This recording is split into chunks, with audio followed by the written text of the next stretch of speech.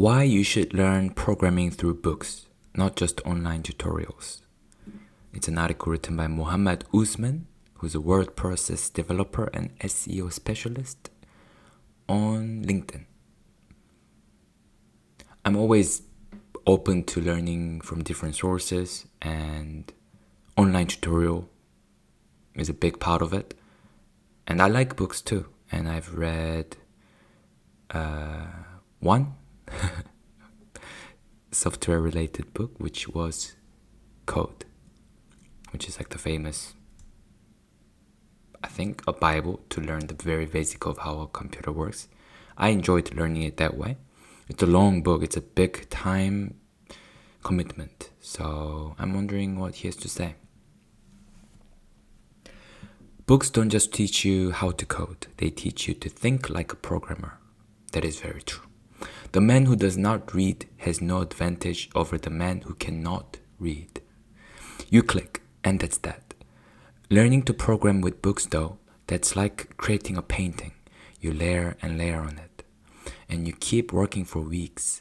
You might still have the same image in the end, but there's a depth to it that's impossible to capture with a snapshot. I know we live in a world where everyone wants fast results.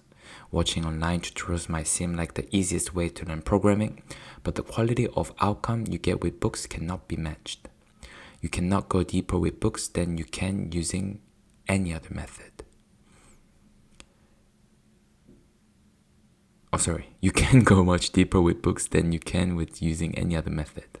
And here's something people don't talk about enough. When you start working, there won't be any video tutorials to help you. You'll have to read documentation, implementing things by yourself. One of the good habits that I've developed recently is reading documentation. Before, I would just search for a concrete example that someone has done. I would just skip documentation. And is that justified? Parts of it, yes, because I have read a lot of documentation that was not useful, that was not very... obviously incorrect is not the right word that I'm looking for here, but that was not very helpful. So, yeah. But I have also read a lot of... I'm happy that am developing this habit to read documentation because I think I learn a lot from it. And also, I feel like... sometimes I just feel like it's the right things to do, and only time will tell if it is the right thing to do. Because some people argue that you can just ask ChatGPT, you spit out answer much faster. For that particular problem, yes, I can argue against that. ChatGPT will most likely give you the answer straight away. Reading takes a minute or two longer, but I think there are some things that even if it's implicit, that you learn from it. Building a habit of reading and understanding technical material is a must if you want a solid career as a programmer. That's why I'm giving you 5 practical books to get started with. Let's do this. Python Crash Course, learning by building cool projects. If you want to learn Python by building cool projects, check out this book called Python Crash Course. The first half of the book deals with basics like variables, conditionals, loops, and functions. But the real magic happens in the second part of the book, where you actually build projects. You use the Pygame package to build an alien invasion game. How does that sound as your first ever project? You will be able to shoot down the alien fleet and even have a scoreboard to list high scores. In the second project, you will learn how to work with APIs. You will download data from GitHub API and visualize it using Matplotlib. And in the final project, you will build a web app using Django, a very popular Python web framework. You will learn how to style your app using Bootstrap, a widely used CSS framework. At the end, you will even deploy your website to the cloud so the entire world can see. After completing this book, you will feel competent enough to start building your own Python projects. My question to the author is this. These can be all done through a video too. So I know we have all these quotes here. You can go much deeper with books than you can using any other method. But is there any examples? Because I do agree how do I no I don't I do feel like what these quotes are true.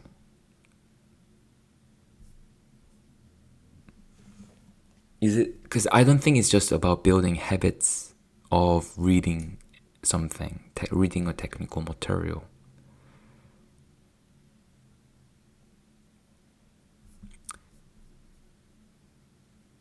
So why does it feel like learning it out of the book feels faster? Is it because it just takes longer and therefore you have more time to digest? So maybe even if you do the same thing, go through the same content in the video form, which will be faster, even if you achieve the same outcome. Because again, you can just copy it from the book. You can just copy from the book, right? But it's gonna take longer to look at it, write it, look at it, write it. And maybe every time you do that, you are asking yourself a question rather than, but then it's the same thing with watching the video. So this is a mystery. I don't know. What do you guys think? Number 2, eloquent JavaScript for web development enthusiasts. That's me. Next, I have a great recommendation for web development enthusiasts. If you want a deep understanding of JavaScript, try out the book Eloquent JavaScript. This book is available online completely for free. And the best part, you can try out all the exercise right on their website. In the first part of the book, you learn the basics, things like variables, functions, and objects. In the second part, you dive into how JavaScript interacts with the browser and the document object model, or DOM. Finally, in the last part, you'll learn about Node.js, which allows you to run JavaScript on the server instead of just in the browser. Every chapter gives you exercises to test your knowledge. You'll build some really cool projects. You'll create a brand new programming language called Ig. You'll make a web app for editing pixel art. And in the final project, you'll build a website that helps people organize meetings to share their skills. Number 3, the pragmatic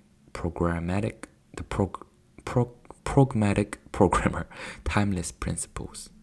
Next, we have a timeless classic, the pragmatic programmer. Oh my goodness. The principles in this book are tied to specific technologies or programming languages that makes them applicable even years after the book was first published in 1999. The book covers topics like debugging, testing, automation, and communication, giving you a well-rounded perspective on what it takes to be an effective software developer. It focuses on fundamental principles and best practices you can apply in any programming context. One of the best parts about this book is how it uses clever metaphors and analogies to explain complex technical concepts. For example, it introduces to the idea of code kata. In Japanese, the word kata means form and is used to describe deliberate practice and repetition in martial arts. By doing code kata exercises, programmers can reinforce their knowledge of algorithms, data structures, and design patterns. Whether you're a beginner or an experienced developer, this book has something for everyone. It's a must-read for anyone serious about honing their craft. I feel like out of the books I've seen, this seems most like what I'm most interested in. I think doing the repetition is super helpful. I learned a lot from it, and I needed to learn things. So, yeah. And being a mathematician, my background, going to the fundamentals and learning the fundamentals I value that a lot. Number 4, clean code, writing maintainable software. So you've learned a couple of programming languages, you've become pragmatic programmer. Now you need to know how to write clean, maintainable code. For that, we have another classic, Clean Code by Uncle Bob. The primary goal of this book is to improve the readability and maintainability of your code. It teaches you to write code that's easy for other developers to understand, modify, and extend. You learn when and when not to use commands. The book encourages you to write self-explanatory code instead of relying on tons of comments. It also covers how to properly name your variables, functions, and classes. I'll be really interested in this too, because every time I wonder this. The book uses real-world examples to drive the points home.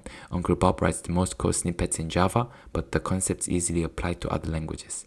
It also introduces software design principles like the single responsibility principle and don't repeat yourself. The book can be a bit opinionated at times, but so you don't have to follow everything to a T. But it's still a fantastic starting point to improve the quality of your code. The chances are, even if you follow it to the T, the chances are, I'm speaking for myself here, the readability and maintainability would improve immensely anyway. Designing data structures applications, DDIA, think like a systems architect. If you want to go from a junior developer to a senior developer, you have to start thinking beyond just code. You need to know how to architect your systems in a way that they can reliably handle thousands of simultaneous requests. For that, you should read Designing Data-Intensive Applications, often called DDIA. This book introduces you to the challenges of building systems that are reliable, scalable, and maintainable. You will learn when to use relational databases versus NoSQL databases. DDIA also helps you to understand how databases efficiently store and retrieve data. It teaches you how to distribute data across multiple machines when your data set becomes too large for a single server. And while it covers a lot of theory, it also provides practical devices you can use in the real world. You'll read real examples from big tech companies like Google and Amazon. The book ends with a look at emerging trends in data systems like new databases and storage technologies. If you want to learn how to make smart trade-offs while building large-scale applications, DDIA is a must-read. Final thoughts. If you want to build a deeper understanding of programming concepts, books are the best way to do it.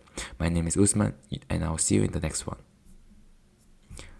That's really interesting, and these books sounds really interesting. Have you guys read any of these books? Are you reading any of these books? Do you have any opinion on reading books versus taking online courses? Let me know. Thank you guys for watching. I'll see you in the next one. Please like and subscribe. Bye.